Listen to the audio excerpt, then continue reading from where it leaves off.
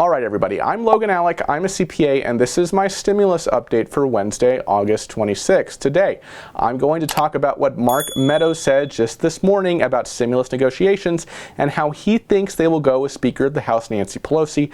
I'm going to talk about a first stimulus update for those married to those past due on child support. But first, let me just remind you that if you see YouTube titles today talking about just approved $1,200 recurring stimulus, just know that this is clickbait and is simply referring to Trump's unemployment memorandum for $300 a week or $400 a week, depending on the state. And given the limited funding available under this memorandum, it is anything but recurring. In fact, we have some states just paying 3 weeks all at once. It's not a new stimulus check or a new stimulus program, it's the unemployment, okay? All right, before I get into Meadows and Pelosi and second stimulus, let me just give a quick first stimulus update, especially for those married to someone with past due child support. When I was doing Q&As about first stimulus back a few months ago, I saw this question so many times. It was like, my spouse has past due child support. I know that my spouse will have his or her stimulus check diverted. But Logan, I haven't gotten a stimulus check either. I don't have past due child support. I think the IRS took both of our stimulus checks because only one of us, my spouse, is past due on child support. That's not right. And you're correct, that's not right. And I have good news for you, the IRS has not forgotten about you. For those of you in this situation, you're in one of two groups. The first group consists of those of you who have filed Form 8379, the injured spouse form that we've talked about here on the channel, along with your tax returns. If you are in this group, that is, you are not due on child support, but your spouse is, and you have filed injured spouse with your tax return, and you have not received your stimulus check yet, then the IRS could be sending you your stimulus check next month. The IRS estimates that about 50,000 people are in this situation, and yesterday it announced that it will send catch-up stimulus payments via paper check to those in this group.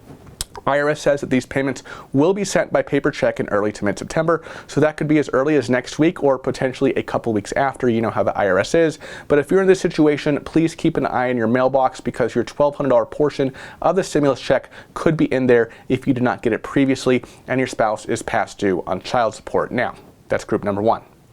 Group number two, for those of you in this situation, but you have not historically filed Form 8379, the injured spouse form, the IRS says it will take care of you as well. You do not have to file Form 8379 to get your stimulus, though of course that could be recommended for income tax purposes. But unfortunately, the IRS does not yet have a time frame for those of you who haven't been filing Form 8379 with your tax return. The IRS is just basically saying at this point, hey, we see you. Okay.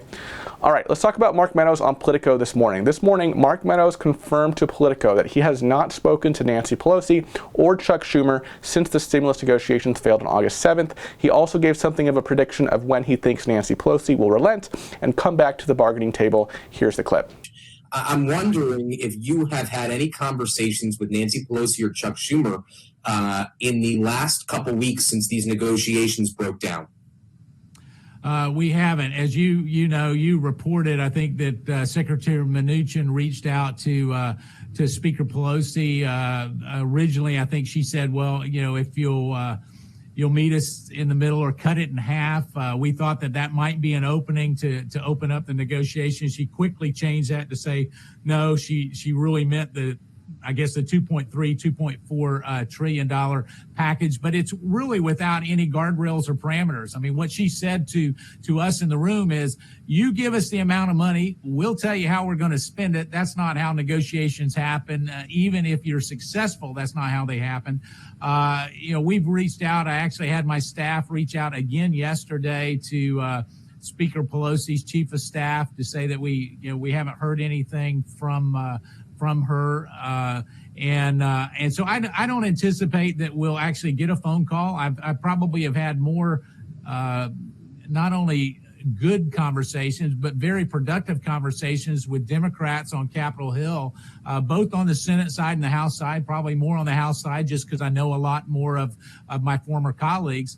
And a lot of them want a deal and are being very, very reasonable in their request. I think if we got back in the room with some of their priorities, we could cut a deal. The president wants to do that, but I'm not optimistic. I think the speaker is going to hold out until the end of September and try to get what she wants in the funding for the government during the CR or whatever funding mechanism happens to come up at the end of September. So Meadows said that his staff reached out to Pelosi's staff and hasn't heard anything.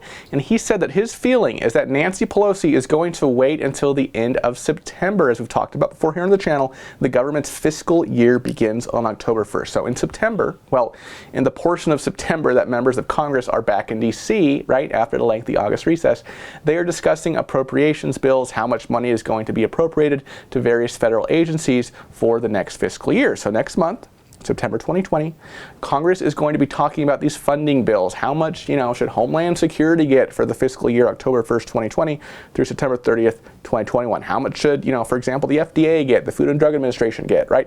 And if they fail to pass a bill for a particular agency or agencies, they can pass a bill that says, well, we'll just continue the funding at the same level as it was for the previous fiscal year for a certain period of time. That's called a continuing resolution. That's what Meadows was referring to when he mentioned the CR funding mechanism.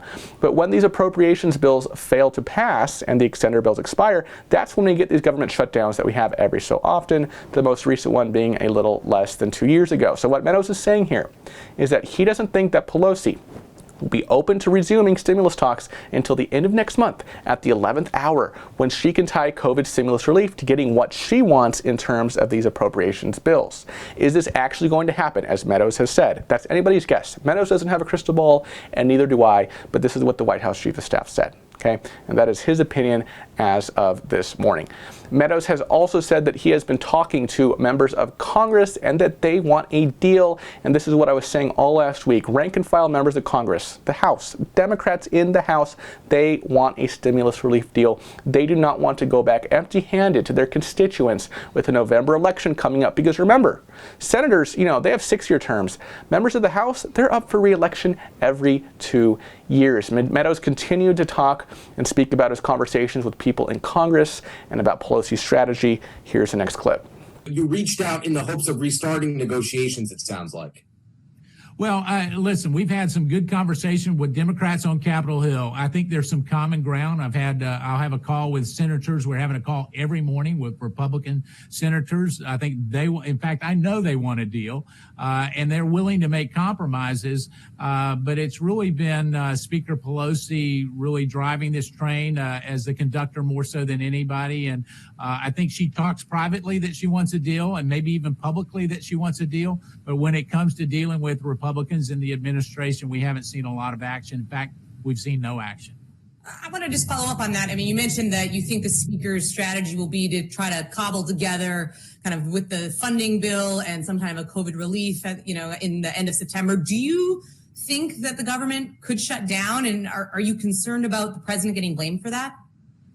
Well, I can tell you the president doesn't want to shut it down. I don't want to shut it down. And as we look at that, obviously there's all kinds of blame to go around. I think that if we do a COVID deal right now, we ought to just do a continuing resolution as part of that solution so that we take shutdown off the table. I know Senator Ron Johnson wants to do that. And a number of Republican senators want to do that.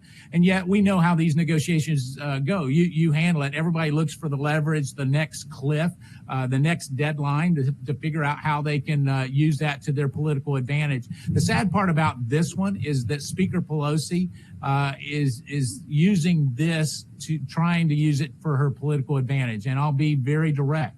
When she knows that there's a number of people that need enhanced unemployment and she was unwilling to act, when she knows that there's small businesses where we can agree on a PPP deal that would help small businesses and she failed to act, when ultimately there is over $105 billion there for schools and she fails to act, and yet she somehow brings people in for a postal bill on a Saturday that's a largely messaging bill. That the postal problem has been there for a long time. You guys know that. I know that. And yet she comes in. That's her top priority. That's hard to sell back home on Main Street. And it's hard to sell even with her most loyal, dedicated colleagues that supported her for speaker. They don't understand it. I don't understand it. They may be able to talk about it that way, but it's time that we reach a compromise, and hopefully we will. So there, Meadows is continuing to accuse Pelosi of now wanting to use the appropriations funding bills as leverage for getting what she wants in stimulus negotiations and vice versa. And again, he harps on Pelosi for calling for a vote on the Postal Service bill this past Saturday, when many of her own colleagues called to talk about more pressing matters for the American people. And that brings us to today's poll. I want to know what you think about Pelosi calling the House back to vote and pass the Delivering for America Act this past Saturday. This bill appropriates $25 billion to the Postal Service, as well as states that the Postal Service cannot make any changes to how it operates from how it was operating on January 1st, 2020, which was well before Trump's new Postmaster General Louis DeJoy took the role on June 16th. So let me know what you think about Pelosi's bill.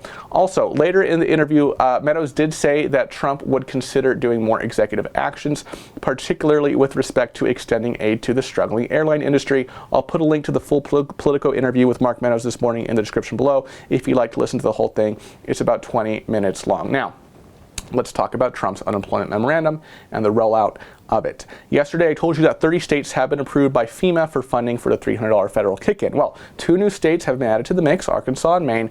So now here's a list, I'll put it on screen, of the 32 states that have been approved by FEMA for 3 weeks worth of funding for the $300 federal kick-in, which appears to be operating retroactively in many states. Now, 6 states have applied or have indicated that they will apply but have not been approved yet. These states are Delaware, Illinois, Nevada, Oregon, Virginia, and West Virginia. And so far, Kentucky, Montana, and West Virginia are the only states that have indicated that they will kick in an additional $100 weekly for eligible claimants in their states. So those claimants will get $400 weekly rather than just the federal kick-in of $300 weekly like in many states. And South Dakota, of course, is the only state that, as far as we know, has said that it will not seek funding for a $300 a week benefit. I'm very curious how people in South Dakota feel about that. All right, everybody, that is my stimulus and unemployment update for this morning. Thank you so much for watching, and I will see you in the next video. Bye-bye.